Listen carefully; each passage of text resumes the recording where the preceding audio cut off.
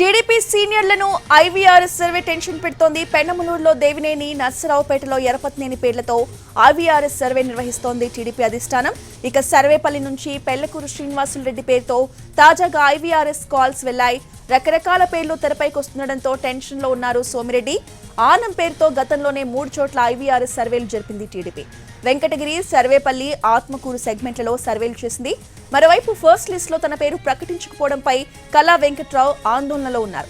ఎచ్చర్ల నుంచి టికెట్ ఆశిస్తున్నారాయన. ఇక అటు దెందులూరు నుంచి చింతమనేని కూడా క్లారిటీ రాలేదు. అనకాపల్లి టికెట్ ఆశించిన షీలా గోవింద్ డైలమాలో ఉన్నారు. బండారు సత్యనారాయణ మూర్తికి సైతం పెందుర్తి సీటుపై స్పష్టత ఇవ్వలేదు టీడీపీ. చీపురుపల్లి వెళ్లమని గంటాకు సూచించినట్లుగా తెలుస్తోంది. అయితే గంటా మాత్రం భీమిలే కావాలని పట్టుపడుతున్నట్టుగా సమాచారం.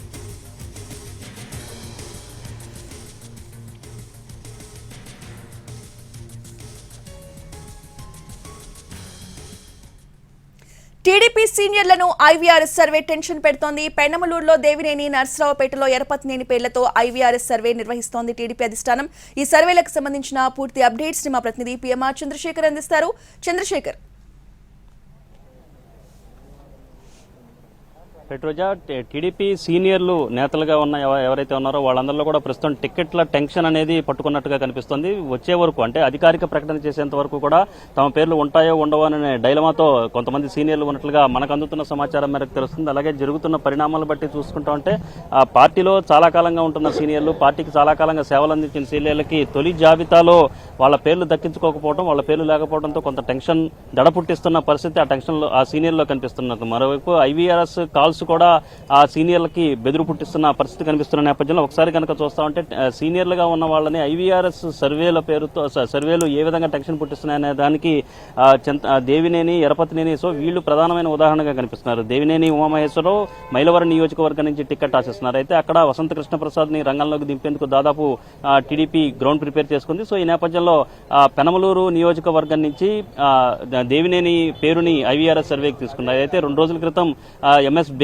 ఎవరైతే మైనారిటీ నేతగా ఉన్నారో మైనారిటీ యువనేతగా ఉన్న ఎంఎస్ బేగ్ పేరు కూడా పెనమలూరు నియోజకవర్గం నుంచి ఐవీఆర్ఎస్ సర్వే తీసుకున్నారు. సో ఈ నేపథ్యంలో ఇంకా క్లారిటీ దేవినేని ఉమకి రాని పరిస్థితి కనిపిస్తుంది. అలాగే గురజాల నుంచి గతంలో ప్రాతినిధ్యం వహించిన ఎరపతినేని శ్రీనివాస్ ఎవరైతే ఉన్నారో ఆయన గురజాల నుంచే తిరిగి పోటీ చేస్తారని అంతా భావించిన నేపథ్యంలో ఇవాళ నర్సరావుపేట నియోజకవర్గంలో ఎరపతినేని పేరుతో సర్వే చేయించడం అనేది మరింత కలకలానికి దారితీస్తున్న పరిస్థితి కనిపిస్తుంది. At the same time Gurazala నియోజకవర్గంలో జంగా కృష్ణమూర్తి, ప్రస్తుతం వైసీపీ సిట్టింగ్ ఎమ్మెల్సీగా ఉన్న జంగా కృష్ణమూర్తి పేరుతో సర్వే నిర్వహిస్తున్నారు. సో ఇక్కడ గురజాల నుంచి మళ్లీ ఎరపతినేని పోటీ చేస్తారా లేదా అన్న డైలమా అనేది ఒకటి కనిపిస్తుంది. మరొక వైపు జంగా కృష్ణమూర్తి ఏదన్నా గురజాల నుంచి ప్రాతినిధ్యం వహిస్తారా, నర్సరావుపేటకి ఎరపతినేని వెళతారా అన్న చర్చ కూడా ఒకవైపు జరుగుతుంది. ఇక మరొక సీనియర్ నేత సోమిరెడ్డి చంద్రమోహన్ రెడ్డి, ఆయన సర్వేపల్లి నుంచి గత నుంచి కూడా ప్రాతినిధ్యం వహిస్తున్నారు. వరుసగా ఓటములు చెందుతున్న పరిస్థితుల్లో సర్వేపల్లి నియోజకవర్గం నుంచి ఈసారి వేరే అభ్యర్థిని పెడితే ఏ విధంగా ఉంటుందన్న చర్చ గత కొంతకాలంగా జరుగుతూనే వచ్చింది. సో ఈ తాజాగా పెళ్లకూరు శ్రీనివాసరెడ్డి, తెలుగుదేశం పార్టీ నెల్లూరు జిల్లాకు సంబంధించిన నేత పెళ్లకూరు శ్రీనివాసరెడ్డి పేరుతో సర్వే నిర్వహించడం, గతంలో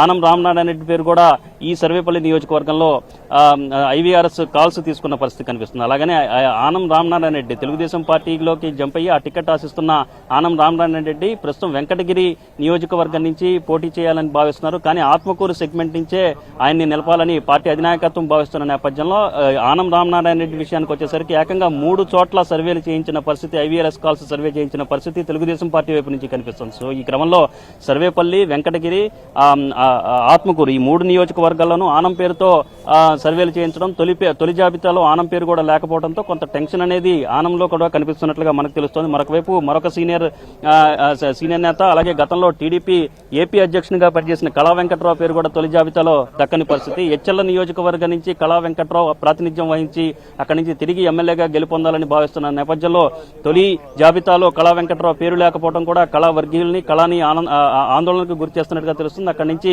కలిశెట్టి అప్పలనాయుడు పేరుని పార్టీ అధినాయకత్వం పరిశీలిస్తుందా అన్న చర్చ కూడా ప్రస్తుతం ఒకవైపు జరుగుతున్న పరిస్థితి కనిపిస్తుంది. అలాగే ఫైర్ బ్రాండ్ గా ఉన్న చింతమనేని ప్రభాకర్ పేరు కూడా తొలి జాబితాలో దక్కించుకోలేదు. చింతమనేని ప్రభాకర్ దెందులూరు నుంచి ప్రాతినిధ్యం వహిస్తున్నారు. సో దెందులూరు నుంచి ఆయన కాకుండా ఆయన కుమార్తెను బరిలోకి దించితే ఎలా ఉంటుందన్న అంశానికి సంబంధించి కూడా టీడీపీ అధినాయకత్వం ఇప్పటికే సర్వేలు చేయించినట్టుగా తెలుస్తోంది. సో ఈ క్రమంలో చింతమనేని మళ్లీ తిరిగి అసెంబ్లీ ఎన్నికల బరిలో నుంచుంటారా, లేకపోతే ఆమె కుమార్తె కుమార్తె నుంచి ఉంటుందా అనేది ఇంకా తేలాల్సి ఉన్న పరిస్థితి కనిపిస్తున్న నేపథ్యంలో చింతమనేని కూడా కొంత ఆందోళనకు గురవుతున్నట్టుగా కనిపిస్తుంది. అలాగే పెందుర్తి నియోజకవర్గం నుంచి, విశాఖ జిల్లా పెందుర్తి నియోజకవర్గం నుంచి బండారు సత్యనారాయణమూర్తి బరిలోకి దిగాలని చెప్పి భావిస్తున్నారు. కానీ ఇప్పటివరకు జనసేనతో సీట్ల సర్దుబాటు వ్యవహారానికి ఇంకా క్లారిటీ రాకపోవడంతో పెందుర్తి నియోజకవర్గాన్ని జనసేనకు కేటాయించారా లేకపోతే తెలుగుదేశానికి ఉంటుందా, తెలుగుదేశం ఖాతాలోనే ఉంటుందన్న అంశానికి సంబంధించి ఇంకా క్లారిటీ రాని నేపథ్యంలో బండారు సత్యనారాయణమూర్తి పేరు కూడా తొలి జాబితాలో లేదు. సో ఈ క్రమంలో ఆయన కూడా కొంత టెన్షన్ పడుతున్న పరిస్థితి కనిపిస్తుంది. పీలా గోవింద్ అనకాపల్లి జనసేనకు కేటాయించడంతో పీలా గోవింద్ నిన్న చంద్రబాబును కూడా వచ్చి కలిశారు. యలమంచిలి నియోజకవర్గం నుంచి పోటీ చేస్తానన్న ప్రపోజల్ పెట్టినట్లుగా తెలుస్తోంది. కానీ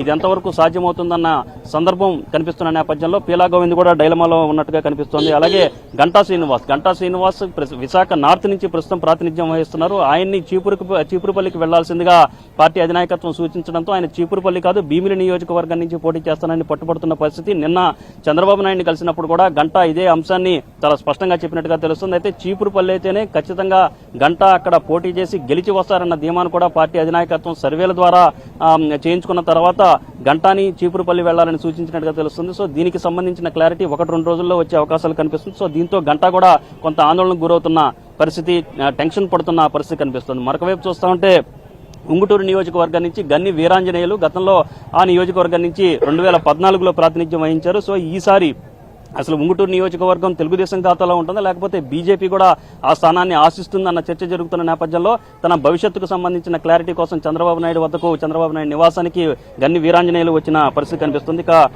కొవ్వూరు ఉమ్మడి పశ్చిమ గోదావరి జిల్లా కొవ్వూరు నియోజకవర్గానికి సంబంధించి